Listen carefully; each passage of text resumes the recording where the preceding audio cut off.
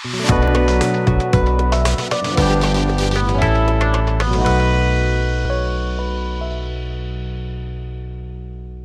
वालेकुम नाज़रीन, wire Asia news के प्लेटफॉर्म से मज़हर तफ़ैल आपसे मुखातिब है। नाज़रीन, आज दो इम्पॉर्टेंट जो स्टोरीज़ हैं उस पर मैं बात करूँगा। पहली खबर ये है कि पीटीआई पर पाबंदी लगाने के लिए जो हुकूमत गुज़िश्ता 2 से 3 रोज़ में जो एक कैंपेन चल रही थी उसमें से जो शिकस्त हुई है उसकी वजह क्या है। दूसरी IMF से मुतल्लिक़ खबर है जो इस वक्त हुकूमत पाकिस्तान के गले की एक हड्डी बन गई है, तोप बन गया है हमारे लिए। ना ये गोली निकली जा रही है ना उगली जा रही है। तो सबसे पहले मैं IMF की खबर जो है वो क्योंकि कोई इतनी अच्छी नहीं है उस पर मैं बात नहीं करूँगा। हाँ, मुल्क की सियासत के लिए और पार्लियामेंट के लिए और जमहूरियत के लिए जो अच्छी खबर है उससे हम आगाज़ करेंगे अपना। PTI पर पाबंदी लगने के लिए हुकूमत जो है, जिसमें बल्कि ये कहा जाए कि मुस्लिम लीग नून और मुस्लिम लीग नून की नायब सदर मरीम नवाज़ उनकी बड़ी ख्वाहिश थी कि इसे फौरी तौर पर बैन कर दिया जाए, कालअदम करार दे दिया जाए। अपने पिछले एक हफ़्ते में उन्होंने जो पार्टी के वर्करों के साथ और जो तंजीमी इजलास थे उसमें जब उन्होंने और कुछ मीडिया के लोगों से जब उनका अट्रैक्शन हुआ तो उसमें उन्होंने बड़े खुल के इस बात का इज़हार किया कि इसे बैन कर देना चाहिए। उससे अंदाज़ा हो गया था कि मुस्लिम लीग नून के अंदर मरीम नवाज़ की ये ख्वाहिश है कि इसे बैन कर दिया जाए। और ये टास्क जो था वफाकी वज़ीर दाखिला राना सनाउल्लाह को दिया गया। यहाँ पर ये सारी इनसाइड डिटेल आपसे मैं शेयर कर रहा हूँ अपने नाज़रीन के लिए। राना सनाउल्लाह ने अपने तौर पर जो भी बात अपना काम करना था वज़ारत दाखिला ने उन्होंने किया। PTI की ज़ाहिर है इंतशार की सियासत, मारदार अदारों के ख़िलाफ़ नफ़रत फैलाना, पुलिस समेत दीगर सिक्योरिटी अदारों को बुरा भला कहना, ट्रोलिंग करना, सोशल मीडिया पर कैंपेन्स चलना और तोड़ फोड़, ये सारी चीज़ें इकट्ठी की गई मगर उसके बावजूद नाकामी हो गई। आज पार्लियामेंट के अंदर राना सनाउल्लाह ने जब बात की और उन्होंने बताया कि जी हम जो है पाबंदी नहीं लगा रहे इस पर, खुल्लम खुल्ला उन्होंने कह दिया। उसकी वजह क्या थी, ये हार क्यों हुई हुकूमत को? उसमें सबसे इम्पॉर्टेंट जो किरदार अदा किया है वो पाकिस्तान मुस्लिम लीग नून को इस चीज़ से बचाने के लिए कि आप ये काम ना करें, इससे जमहूरियत की सारी बसात लपेटी जाएगी, आसिफ अली जरदारी साहब का। उन्होंने, पीपल्स पार्टी ने, MKM ने, ANP ने बहुत इंपॉर्टेंट रोल प्ले किया और बड़ा पॉजिटिव रोल प्ले किया। ये मैं सारी अंदर की बात बता रहा हूँ। और उन्होंने हुकूमत को ये बता दिया था, मुस्लिम लीग नून की लीडरशिप को बल्कि ये कहा जाए कि जी हम ये काम नहीं करेंगे। अगर आपने पाबंदी लगानी है, पहली बात है इसके लिए पूरी एक उन्हें पार्लियामेंट के अंदर एक कानून साजी करनी पड़ेगी, एकदम तो पाबंदी नहीं लग सकती। और उसके लिए वज़ारत दाखिला का और दीगर जो सिक्योरिटी इदारे थे उनकी एक मुफस्सल रिपोर्ट भी चाहिए थी। ये पाबंदी को इतनी आसान नहीं है कि लगा दे उसके ऊपर।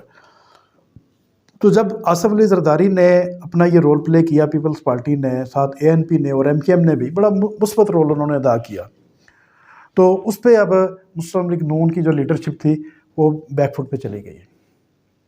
वरना मरीम नवाज़ साहिबा की ये ख्वाहिश थी, दिली ख्वाहिश थी कि इमरान खान को जेल भी हो जाए और PTI जो है वो बैन भी हो जाए। आज हुकूमती वालों के अंदर जो रूलिंग पार्टी है ये उसे एक शिकस्त मिली बहुत बुरी तरह। पहले तो इन्हें ये काम करना ही नहीं चाहिए था। आप जब एक और इस हद तक नहीं जाना चाहिए था। देखिए, माजी में भी अगर देखा जाए तो जिन सियासी जमातों पर पाबंदी लगाई गई तो उसका नतीजा क्या हुआ, मुल्क टूट गया। इस वक्त पाकिस्तान जिस बहरान का शिकार है उसमें हम सबको चाहिए, ये हम आगे भी बात करते हैं कि इमरान खान का सियासी रवैया और उसमें जो जारहानापन और मैं ना मानूं वाली पॉलिसी वो अपनी जगह पे, उनका सियासी इंतशार अपनी जगह पे, सब ने देख लिया, मीडिया ने देख लिया, मीडिया बाकी पॉलिटिकल पार्टीज़ ने देख लिया, फ़ौज ने देख लिया, जिन लोगों ने बनाया था ये बुत उन्होंने भी देख लिया। मगर इसके बावजूद इस वक्त इमरान खान और PTI एक हकीकत है, इसे तस्लीम कर लेना चाहिए। आसिफ अली जरदारी बहुत ज़ीरक इंसान है, वो सियासी सूझबूझ रखने वाले, वो जज्बात से फैसले नहीं करते। اسی لیے انہوں نے سمجھایا تھا، بہت پہلے بھی سمجھایا تھا کہ گڈ گورننس کی طرف جائیں، لوگوں کو ریلیف دیں. یہ کام جو ہے، یہ بات کہیں سیاسی سکور اس وقت نہ کریں، پاکستان اس کا متحمل نہیں ہو سکتا. بات ان کی بالکل ٹھیک تھی، مگر اس وقت کوئی ان کی بات ماننے کو تیار نہیں تھا، اسی لیے وہ خاموش ہو کے بیٹھ گئے. اب جب یہ پچھلے ہفتے 10 دن سے ایک کمپین چل رہی تھی اور ہر ایک کو یہی خدشہ آ گیا تھا، میڈیا میں بھی اور باقی سارے ایوانوں میں، حکومتی ایوانوں میں بھی، کہ اب پی ٹی آئی تو بین ہو جائے گی. اب پی ٹی آئی نے آج کے پارلیمنٹ کے مشترکہ اجلاس سے جو بائیکاٹ کا اعلان کیا تھا، وہ بھی شاید اسی تناظر میں کیا تھا کہ انہیں پتہ تھا کہ جی یہ کوئی اس طرح کی حرکت کریں گے، اس سے پہلے ہی ہم جو ہے حکومت پہ بھی دباؤ ڈال دیں. مگر ان کے دباؤ ڈالنے سے پہلے ہی آصف علی زرداری صاحب نے اور ایم کیو ایم نے اور اے این پی نے، ان لوگوں نے مثبت طور پر اور بہت اچھا ایک فیصلہ کیا اور مسلم لیگ نون کی لیڈرشپ کو بتا دیا کہ ہم اس کام میں آپ کا ساتھ نہیں دے سکتے. اب مسلم لیگ نون اور مولانا فضل الرحمان جے یو آئی فے، ان کی یہ دلی خواہش ہے، مریم نواز کی اور مولانا فضل الرحمان صاحب کی، کہ عمران خان کو جیل ہوئے فوری طور پر اور پی ٹی آئی کی جو ہے سرگرمیاں وہ بین کر دی جائیں، ان کے اکاؤنٹ فریز کر دیے جائیں، الیکشن کمیشن سے اس پارٹی کو جو ہے کالعدم قرار دے کر بالکل ان کا صفایا کر دیا جائے ملک سے. یہ اچھا رویہ نہیں ہے.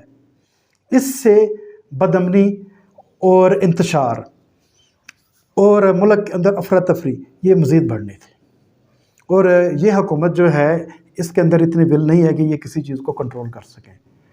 ایک عام لوگوں کو آٹے کا تھیلا تو آپ دے نہیں سکتے براہ راست، اور جس طرح ذلت اور رسوائی کے ساتھ آپ انہیں وہ دے رہے ہیں، تو لوگوں کے ایشوز تو آپ ایڈریس کر نہیں سکتے.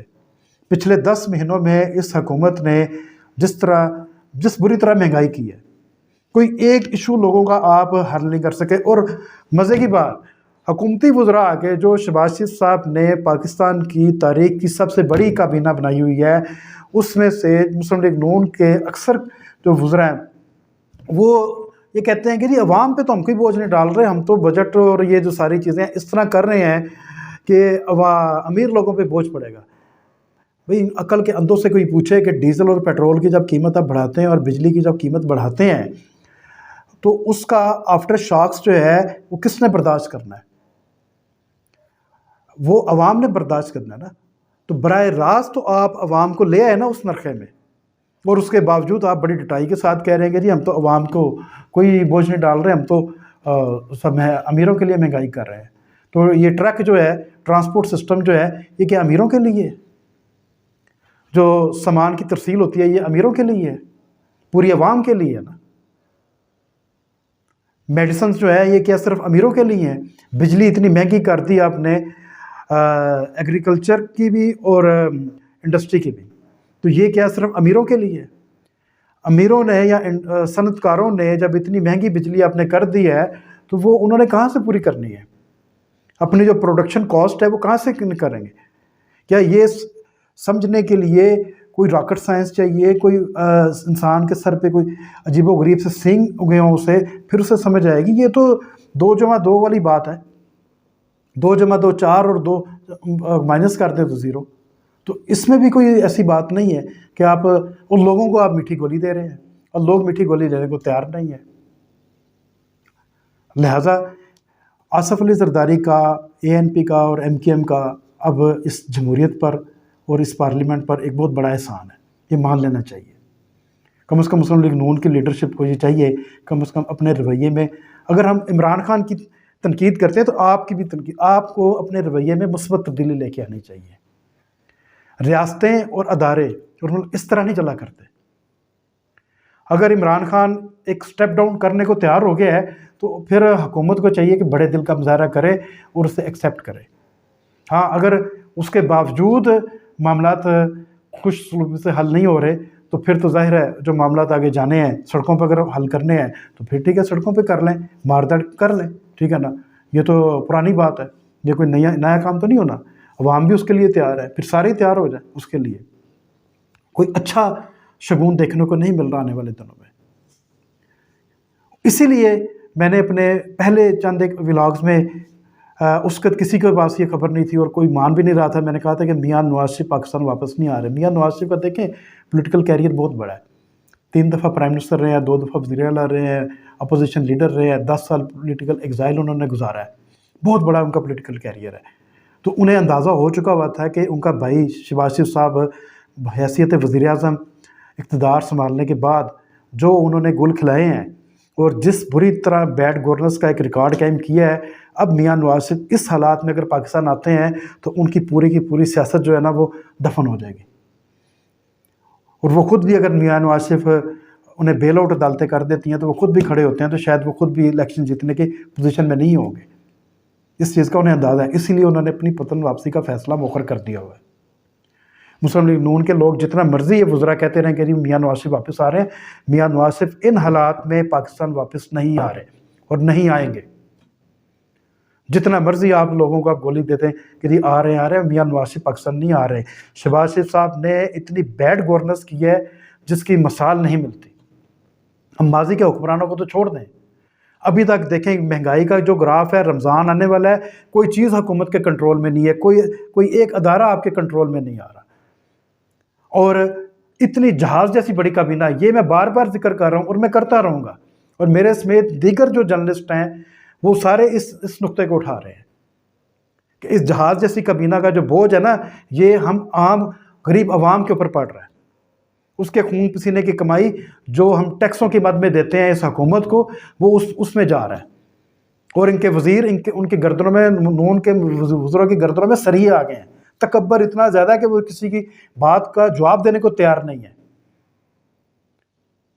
آپ کے پانی بجلی کے جو وزیر ہیں موصوف دستگیر صاحب، ان کا جو رویہ ہے نا وہی ناقابل برداشت ہے پولیٹیکل کارکنوں کے لیے. کسی اور کی تو نا اپنے مسلم لیگ نون کے اپنے لوگوں کی کام نہیں ہو رہے. تو لہٰذا یہ ایک چیز تو طے ہو گئی ہے کہ اسے جو ہار ہوئی ہے یہ اس بری طرح ہوئی ہے، ٹھیک ہے نا، یہ ہونی نہیں چاہیے تھی مگر ہو گئی ہے. مگر یہ ایک مثبت ہار ہوئی ہے، اس لیے میں اسے بہت اچھا دیکھ رہا ہوں عمل. ہاں، نون کی لیڈرشپ پر مریم نواز کو تو ظاہر ہے اس کا بہت زیادہ ایک اذیت میں مبتلا ہوں گی، ان کے لیے کوئی اچھا شگون نہیں ہے. مگر جمہوریت کے لیے، اس ملک کے لیے، اس پارلیمنٹ کے لیے ایک بہت اچھا شگون ہے. اب آ جاتے ہیں آئی ایم ایف جو ہے وہ اس وقت انہوں نے 27 تاریخ تو پاکستان کو فارغ کیا ہوا ہے اپنے ایجنڈے میں. آنے والے دنوں میں بھی، ہفتے میں بھی آئی ایم ایف جو ہے پاکستان کے اوپر مزید دباؤ ڈال رہا ہے، اور وہ کہہ رہا ہے کہ پاکستان اپنی جو اکانومی ہے اسے بہتر کرنے کے لیے آئی ایم ایف اپنی طرف سے نئی تجاویز لے کے آ رہا ہے، جس میں آپ کے یہاں ملک کے اندر مہنگائی اور زیادہ بڑھے گی، ٹیکسوں کی شرح میں اور زیادہ اضافہ ہوگا، شرح سود بھی بڑھے گی.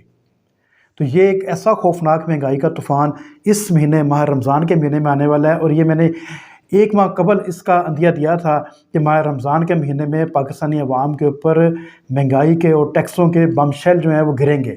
وہی کچھ ہونے لگا. اسحاق ڈار صاحب کی جتنی ڈاریاں تھیں اور جو ان کی چلاکیاں تھیں وہ آئی ایم ایف نے تسلیم نہیں کی.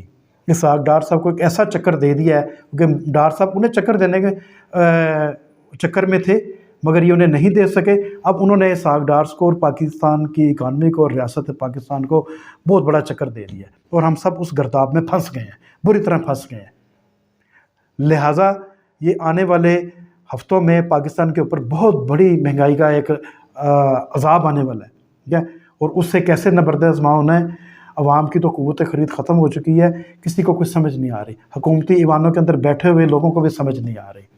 تو براہ کرم اس ماحول میں سیاسی انتشار اور سیاست میں حدت پسندی کو جو ہے وہ ہوا نہ دیں، بلکہ اسے ختم کریں اور تمام لوگوں کو ایک مل بیٹھ کر لے کے آئیں اور ایک فورم پہ لے کے آئیں، کوئی مسئلے کا حل نکالیں، مہنگائی کو ختم کرنے کے لیے حل نکالیں، لوگوں کو جینے کا حق دیں. اس کے ساتھ ہی اپنے بلاگ کا اختتام کرتا ہوں. اپنی آراء سے ضرور آگاہ کیجیے گا. بہت بہت شکریہ.